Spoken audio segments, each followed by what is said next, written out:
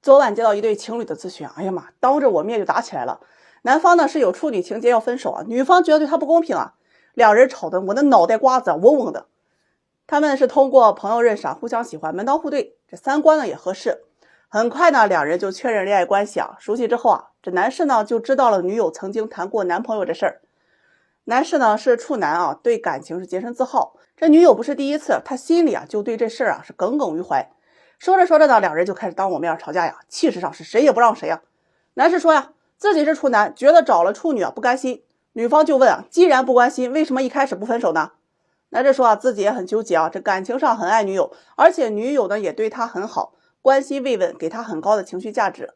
他也有想过，女友当时谈恋爱啊，也是奔着结婚去了，遇错了人呢，也不是他的错。一开始他以为自己不介意啊，可以克服，但是一想到女友对他现在所做的事情啊，以前也是这样对前男友的，他就特别难受，甚至啊抱在一起的时候，脑海当中就会想到他以前也是这样抱前男友的。关于还没有发生的性关系啊，他有期待，但是一想到他经历过这些啊，就会不自觉的比较，会不会不如他前任。脑海当中呢也浮现出啊很多他跟前任在一起啊恩爱的画面，那种感觉让他很痛苦。他尝试过自己劝自己，可是心里呢怎么也克服不了。于是他跟女友提出分手。这女友听了也很委屈啊，说自己第一次啊是被渣男给骗了，自己是不情愿的。说到这的时候啊，男友就表示不满呢。男女上床这事啊不存在骗，他可以骗你的人啊，但是骗不了你的身体。要么是两情相悦啊，要么就是强奸。如果不报警啊，基本都属于自愿。两人呢说着说着又因为啊这个报没报警啊吵起来了。女友说啊，她现在很认真的对待这段感情，她觉得男友因为她不是处女这事提分手啊不公平，于是就找我啊来分辨是非来了。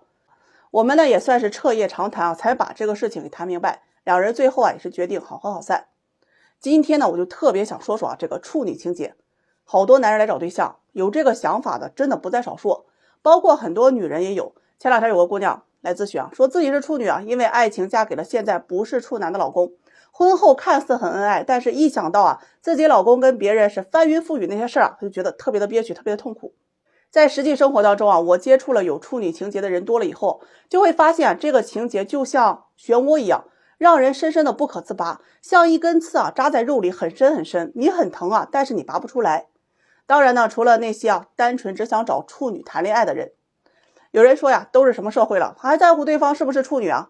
这个心结的本质啊，就在于啊和处女在一起的时候，他所有的经历啊都是跟你有关，那从青涩到成熟啊，都是只有你的参与。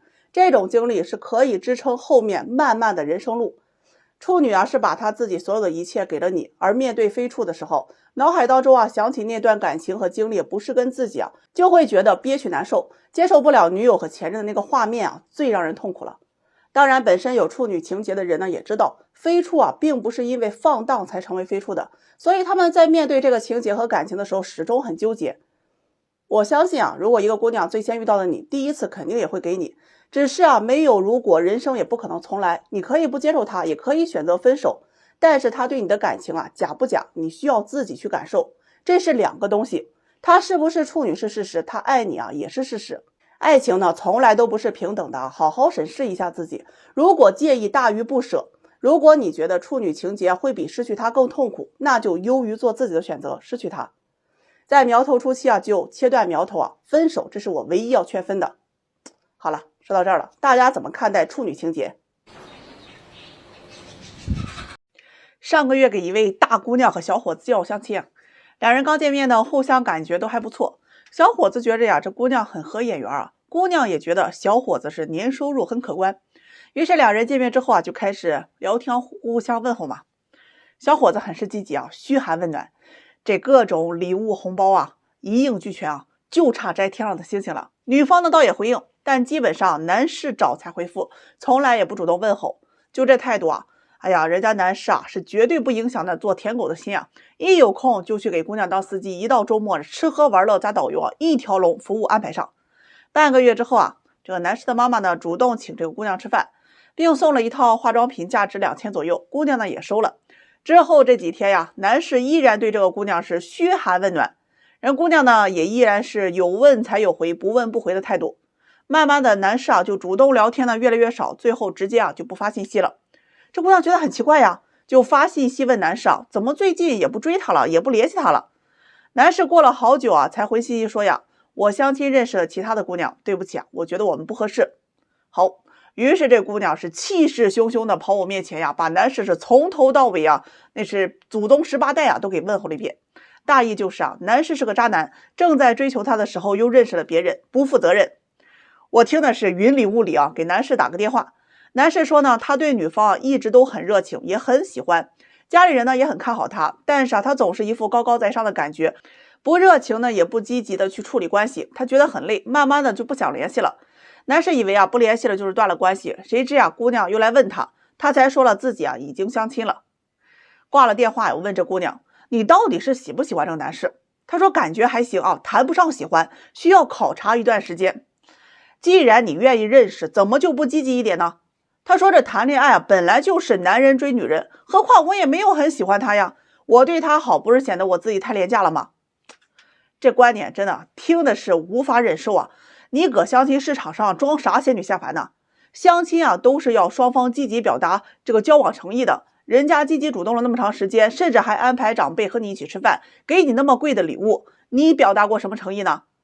他说我都接受了呀，他和我聊天我也回复，他请我吃饭我也同意，哎，他送我东西呢我也收了呀，我这个也是积极回应了。听得我呀血压蹭蹭蹭的上到180呀，人家只是和你相亲，他不是你男朋友，没有义务得一生一世的追求你吧？你但凡在他请你吃饭的时候假装抢着买下单，或者回点小礼物，他回家之后问问他到家了没有，平常主动关心一下下，关系啊也不至于发展成这样。这也算是本事啊，人家那些啊装成卖茶女的抠脚大汉都比你有女人味啊。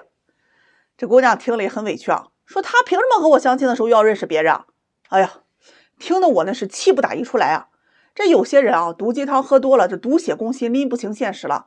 你都进了相亲市场上了，还在做着呢四海之内皆我霸，都得宠着你的塑料公主梦呢。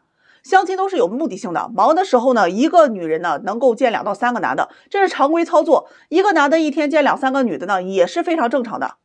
然后男女双方就开始在自己这几天见的这帮人里面互相挑选。今天我约你，明天我约他，后天他约我，这个就是相亲。相亲好几个都是渣男的话，那你太埋汰渣男了，啥时候门槛这么低了？相亲遇到合适的喜欢的就要主动积极去给些回应，给你发条信息好几天不带回的，死了吗？这活着呀就主动给回个信息，不合适就拒绝。网上霸道总裁的爽文看多了，一副只享受不付出的样子。别忘了啊，现实当中有一种东西叫做人情世故，就像你花钱送礼求人办事是一样，你收了礼，你总得帮我把事儿办成了吧？不能办啊，咱就甭收。成年人恋爱很难做到呀，付出不求回报的。最可怕的是呀，莫过于一个懂得人情世故的和一个不懂装懂的人谈恋爱，利用性别优势去消费另一方的。奉劝呀，这个不行，下一个更好，别被那么吊着。走。相亲啊，你得识时务者为俊杰。这聪明点的人啊，他都会很幸福；不聪明者后果自负。有一位姑娘来找对象呢，气得那池子里的王八们啊都撂挑子不干了呀。她今年30岁，身材匀称啊，这个颜值打6分，本科学历，在私企做策划的，父母都是农村的，有一个弟弟。她来找对象，想找一个工作体面、年收入30万以上、有车有房的。我忙活了一上午啊，给她介绍了好几位。这第一位男士呢是大专学历啊，自己开房产中介，这个大高个还很帅啊，比他小1岁，年收入啊在30个左右。他说不行，学历太低，工作也不稳定。我给他介绍了第二位，比他大了4岁，硕士学历，公务员，年收入在8万左右，有车有房啊，父母都是老师，就是这个个子不高，165左右。因为确实有短板嘛，个子不高不好找对象，但整体条件确实优秀。人这姑娘一听啊，不行，年龄太大，个子太矮，出门让人看了笑话。哎呀，听完我是真头疼了呀。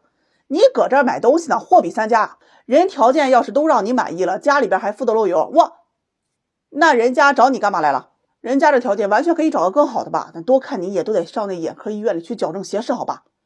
这姑娘呢又哄又撒娇的让我再帮忙推个。我呢又给她找了一个同岁的事业单位上班，父母都是公务员，小伙长得很帅，这姑娘一眼就看中了呀。结果呀，联系人家男方之后啊，人就回复了一句啊，女方家庭条件太差了，不考虑。就这么一句话呀，这姑娘愣是把这个男士啊给数落了半个点，就是一副我看上你了，你凭什么看不上我？数落完问我呀，他凭什么嫌弃我家条件差呀？这问题问的呀，我也是无语啊。我家要是这条件啊，我都嫌弃我自己，那别人凭什么不嫌弃我？结婚不是共同进步，起码也是搭伙过日子吧，人家条件也不差，干嘛要找个拖后腿的？这姑娘听了不愿意啊，说男人比女人多了3000多万，好多男人都找不着老婆，怎么还挑女人条件呢？听完我说人这3000万呢都在农村呢，你去不去啊？他说不去，我要看家庭条件的。哎呀，就因为男方嫌弃他家条件差这事啊，和我愣是叨叨半个多点，最后我是委婉拒绝把他送走了。家庭条件差的女孩，你要是进入相亲市场，一定要有一个清楚的认知，千万别想着哪个条件好的男人和你结婚呢，不会看你的家庭条件。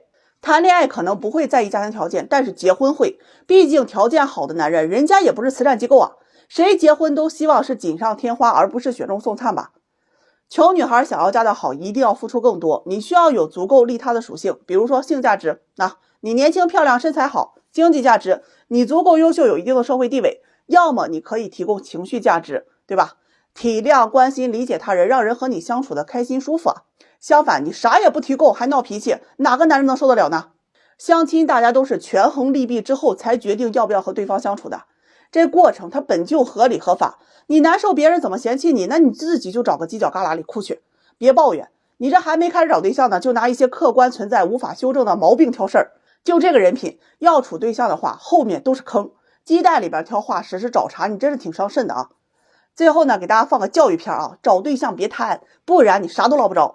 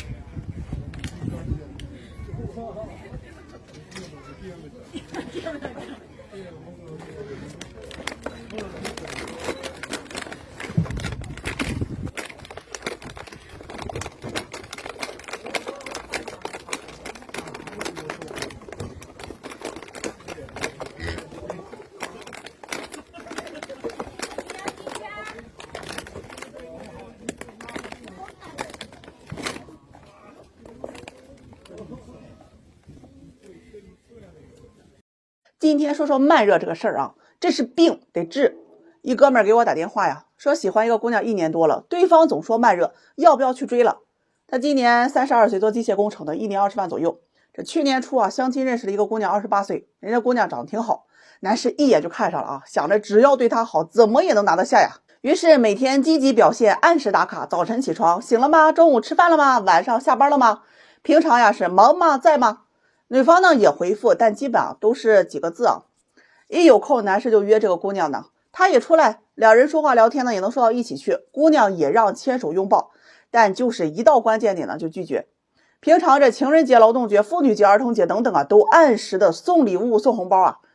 终于啊，追了半年之后，这男士啊鼓起勇气对这个姑娘说：“我喜欢你，你可以做我女朋友吗？”人姑娘呢不紧不慢回了一句：“我还没准备好，发展太快了，我这人啊比较慢热，再相处看看吧。”一盆冷水啪呲一下到了男士头上，拔凉拔凉啊！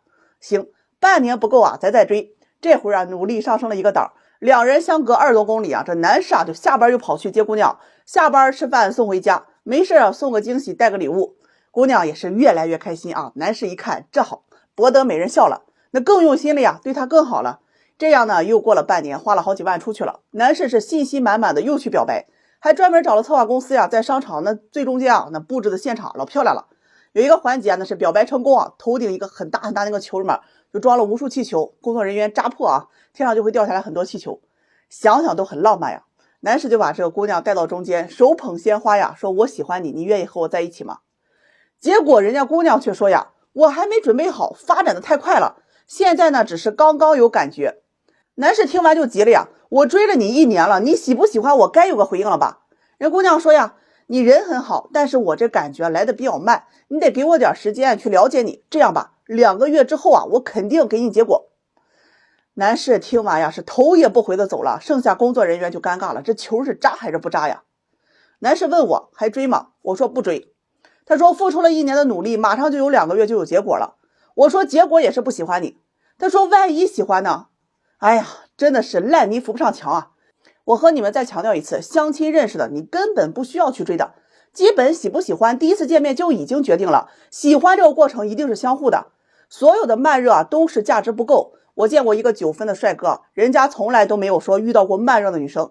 你要知道，慢热并不取决于时长，慢热取决于很多因素，你的价值、他的价值、他身边异性的综合价值，以及此时他着急的程度。唯一不用考虑的因素就是接触时长。有些人呢，今天还自称慢热，考虑了一晚上，明天就可以了。那是因为他清楚自己年龄大了，身边的异性差不多都结婚了，周边异性就你条件还行。很多男人脑回路我也是服了很奇怪，听到慢热总是以为自己快成了，觉得只要自己决心大，诚意足，持之以恒就可以了。那你就大错特错了。应对慢热你得有招。这第一招魔法打败魔法。你不着急表态，我也不着急表态，你骑驴我找马，看谁好过谁。你敢慢热我就冷你，你要快热了那我才展示诚意。总之一句话，谁急谁先输。这第二你要有自我设限。适合广大的这个直男直女们再慢热也要有个时间的吧，不妨给自己设定一个日期，期限之前该怎么接触就怎么接触，时间一到还没上升关系那就拜拜相亲本来就是快节奏，基本3个月就会有一个结果的。慢热这都是病，你得治。说个2人相亲变成9人团建的事儿，嘿嘿，想想都特别有意思有一位这个男士是83年的，本科是工程师相亲快10年了，哎呀，比我进这行都早那这10年呢，一直都是在相亲我们俩常在这行混就比较熟悉了。我有个女客户是87年的小学老师，相亲3、4年了，一直都没有脱单呢，这见了也不下20、30位了，总说没要求那实际都是各种挑。我当时就觉得他俩条件还是蛮般配的就给他们撮合看看。哎呀，这一撮合那可出事了那是一波三折2人先是看了资料互相都比较满意，就约好了见面。见面那天呢，男士先到，姑娘是后到的。刚见面这男士就有点失望现实完全不是他的理想类型。又想着干脆相处看看吧，这万一灵魂合适呢？于是呢，他就主动招呼这姑娘坐下，问她吃点什么。人家呢也是毫不客气拿过菜单呢就点了6个菜。当时男士就特别不满意这个行为就直接问2人点这么多菜能吃完吗？人姑娘听了也有些不满我来吃饭是吃的是感觉，想吃什么就得吃什么，我又不是非要吃饱吃完的男士一看姑娘可能有点生气就赶紧解释说这不是怕吃不完浪费吗？打包还得麻烦。听到这儿呢，这姑娘也不太搭理男士了，就低头玩手机气氛一时有点尴尬。不一会儿菜上来了，男士呢就主动开始找话题聊天。一开始聊的还可以，这个后面就无意之间就聊到了这么大的年龄为什么没有结婚这个事儿。女方就生气了，顺带着有一些老师的职业病说话就比较严肃认真说男士情商低不会说话这问题明显就是带有歧视的，对年轻姑娘怎么不说？那就是嫌自己年龄大呗。最后总结了一下，自己和男士根本处不来。男士这时脾气也上来了，就很憋屈心里想着你处不来还吃我的饭，我还受你气了。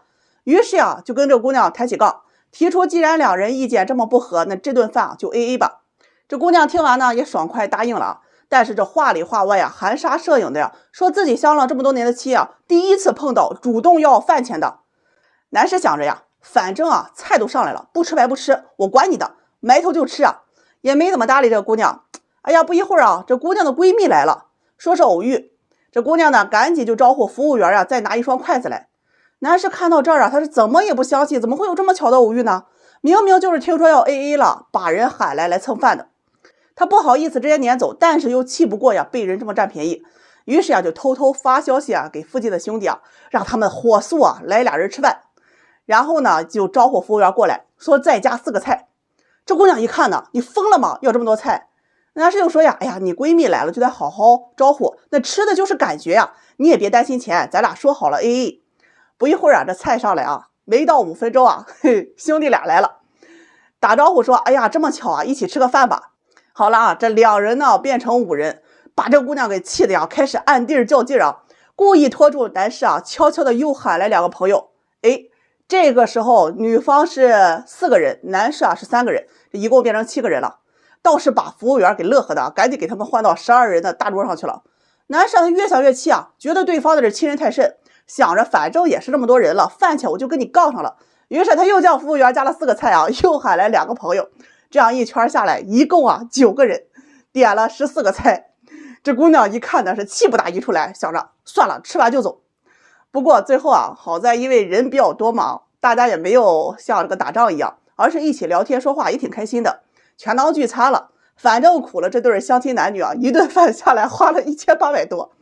回来呢，相亲男女这2人啊是轮番给我打电话告状啊，说对方的不是。哎呀，林子大了，这什么鸟都有啊。你愿意跟胖子谈恋爱吗？有一姑娘来找我交对象呀，92年的，身高在160，体重有170多斤，自己开了一家商店。她说自己年龄大了，很焦虑，很想找个男朋友结婚。这相亲啊5、6年了，一直都没有遇到合适的。我一看到她呢，我就问她怎么不先减肥啊再来找。她说自己啊减不下来啊，也没有时间去减。听到这儿呢，我当时啊就委婉拒绝了。相亲啊都很现实，看条件、看身材、看脸，你这个体重，大多数男人他都不会接受的。他听了就问我呀，我要求很低还不行吗？我问他多低，是不要求男人年龄长相，还是不要求男人有车有房？他说和我同龄差不多，有个房子有个工作就行。我长相呢也不挑，主要还是看人。我问他，有一个男士比你大1岁，有车有房有稳定工作，也是因为胖呢相亲总是不顺，你愿意认识一下吗？他一听啊立马摇头说不行，我不能接受胖的。我问他为什么？他说呀，因为自己胖，所以希望对方瘦点。我直接问他，其实你也觉得胖不好看不喜欢对吗？他说呢也有这方面原因，但主要呀是考虑到健康问题，一家有一个胖的呀就已经很危险了。他说只要对方不胖，条件稍微差点自己能接受。我说有一个农村的啊，年龄比你大一些，家庭条件差，但是啊有房有稳定工作，你愿意吗？他说不行，我们家是城市的呀，找农村的不行。听完呢，我顿时啊觉得自己说不出来话了。2个人聊了有一会儿之后啊，这姑娘就走了。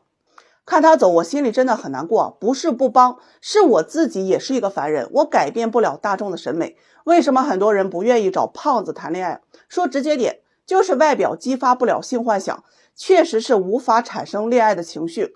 我们抵抗不了生物本能，大家呀都是凡夫俗子，都是看脸这么肤浅的生物。你的灵魂再好，也是相处一段时间之后才知道。可相亲啊本就是快节奏，选择项那么多，谁会愿意拿出时间去了解你的灵魂呢？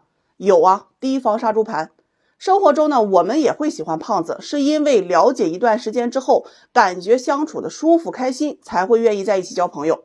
但相亲99%都会拒绝对方胖。人呢都是看脸的生物啊，不论男女，不要听那些用虚伪的夸奖来掩盖你胖的事实。明明你胖，可周边就有人呢会说你不胖，你好看。哎，明明你胖的就是找不着对象了，有人就是说呀，那是你没遇到合适的，一定会有人喜欢你的。这些话呀就是毒鸡汤。事实呀，这种夸奖呀远超于那些恶言相向的人。有些人呢是单纯的坏，有些人却是坏到骨子里的贬低。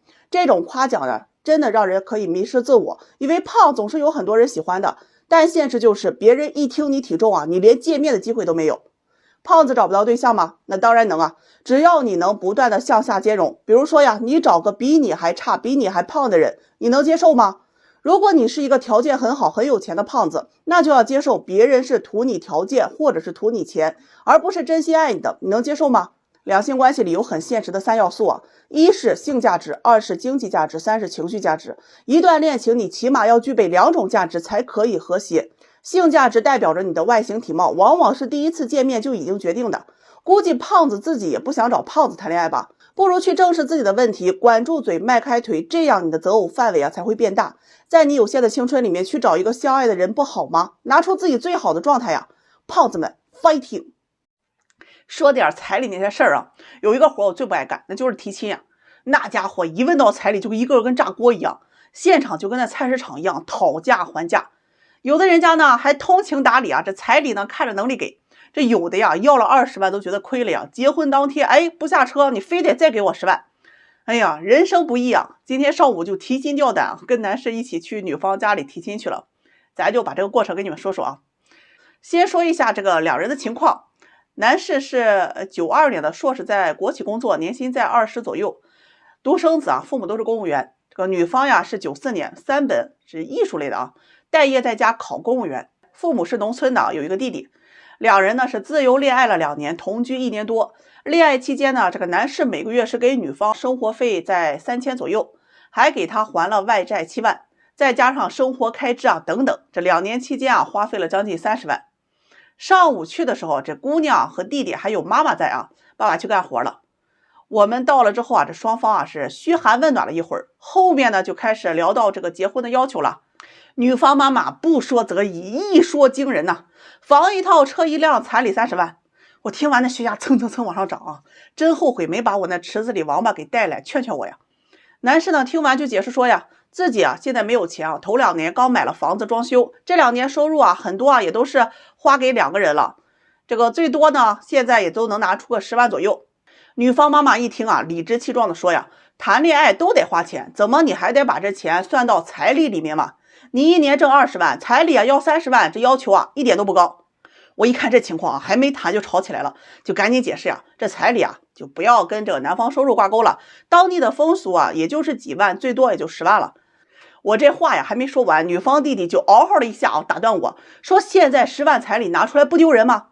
女方妈妈呢也是紧跟着声音特别大的怼过来啊，你知道我们村里有个寡妇啊，带着6岁的儿子找了一家呀，人还给了20万的彩礼，我家闺女这不能连寡妇都不如吧？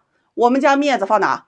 接着又说呀，他们村里没本事的姑娘嫁人啊，人家大专的这个干电焊的都要给20万，怎么你学历研究生还是当领导的，好意思比这个低吗？哎呀，这话一出来，男上当时就火了，你女儿现在没工作，还是靠我养着呢，怎么好意思要这么多啊？两人呢就是你一言我一语的吵了一会儿啊。男士转身啊就问女友啊，我要是没有这30万，你嫁不嫁？这姑娘脑子啊也不带灵光，听了就说呀，这结婚啊是要跟你一辈子的，嫁到你们家呀就要伺候你们，给你生儿育女，把我妈妈自己扔到家里，那肯定是要补偿的。再说这钱也不是给外人呢，我妈呀就是你妈，那又怎么了？男士当时听完呢，气得血压呀都往上冲啊！我拉住他先冷静一下，就听女方妈妈在那儿又苦口婆心的劝呀，这笔钱呀我们也不要，那存在女儿的名下，万一哪天你们离婚了，这女人带个孩子呀，她也不好嫁人呢，这钱也能够给她当个保障。男士啊接着就问啊，那给30万陪嫁多少？对方理直气壮的说没有陪嫁。这时候啊男士就已经很生气了，说要么10万彩礼两人结婚，要么分手。对方一听啊直接说啊，这10万可以，但房子啊必须得加名字，车也得是女方的名字。还有你们没看着对方那要钱的嘴脸啊，上辈子土匪这辈子都投胎他们家了。我劝女方，我说你们家这个条件啊，聪明点的不要彩礼也会嫁。男士硕士年薪20万，独生子，父母在政府工作，这条件啊够优质了，多少人都想认识。姑娘你马上30了，去相亲也是一个不讨好的年龄，没有工作，各方面条件一般，分了手你根本就不会找到他这样的。我还没说完呀，他弟弟就说呀，我姐那是要考公当官的。哎呀，那底气让我觉得啊，那都不是考公了，那是要考总统了呀。双方呢又因为啊是谁配得上谁啊，又吵了一会儿。最后他弟弟是直接起来啊撵我们出门，说我姐有的是人追啊，连彩礼都不舍得给，以后啊对我姐肯定也不好。男士气的呀，出来就给他女友打电话嘛，结果呀是被拉黑了。说个最终结局啊，这个男士啊联系上女方了，要求女方必须还给他10万，而且分手，都是有转账记录的。这女方一听啊不同意，而且还去挽留这段感情。沟通到最后啊，就说这个分手可以，这个钱呀5年之内再给他，并且呢录了这个电话录音。男士呢就拿着这些证据啊，决定起诉法院，说对方既然不讲情面呢，也休怪他狠心了。